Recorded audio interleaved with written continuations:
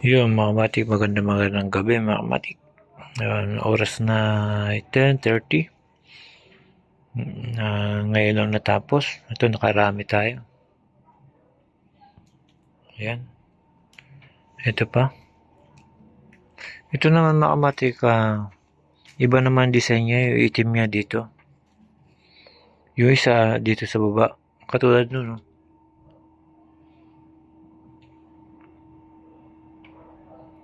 Ayan mga kamatik, kung napapansin nyo, yung itim niya nasa baba. Ayan. Tapos, ngayon binago ko. Ayan naman, nasa taas naman yung itim niya. Ayan.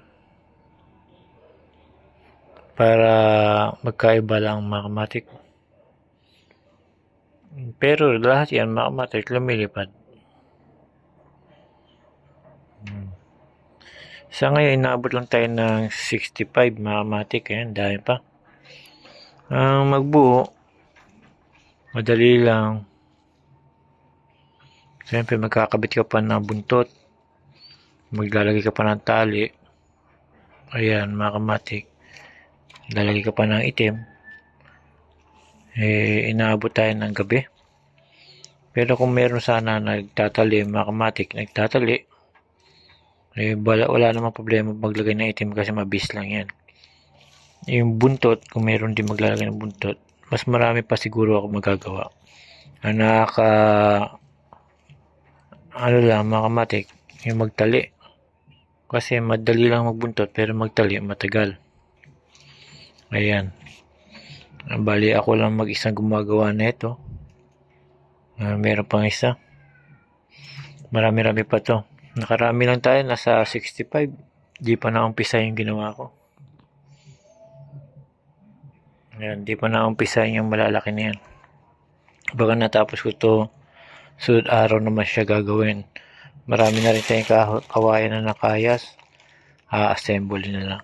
Yung mga mati, pinakita ko lang sa inyo na itong mga design na nasa yung itim yan nasa taas naman, hindi katulad nun sa baba.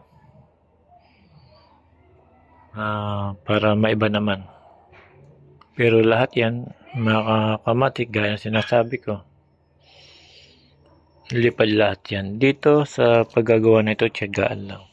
Ito negosyo natin, kailangan magtiyaga mga kamatik. Diskarte lang sa buhay para magkapera. Yun, hanggang dito na lang mga kamatik. Salamat. Sa ngayon wala pa summer. Mas marami pa akong gagawin na ito pagka summer mga kamatik kasi nauubusan talaga. Kailangan magkayas na magkayas. Ayan. Katulad nito mga kamatik, maganda ito mga kamatik. Gumagawa din ako mas malaki pa dito. Yan.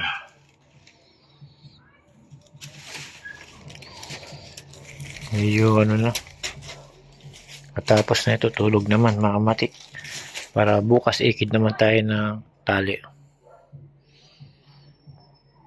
Ayan mga kamatik, pinakita ko lang sa inyo. Itong ginawa ko ngayon. Hanggang dito na lang mga kamatik. Salamat.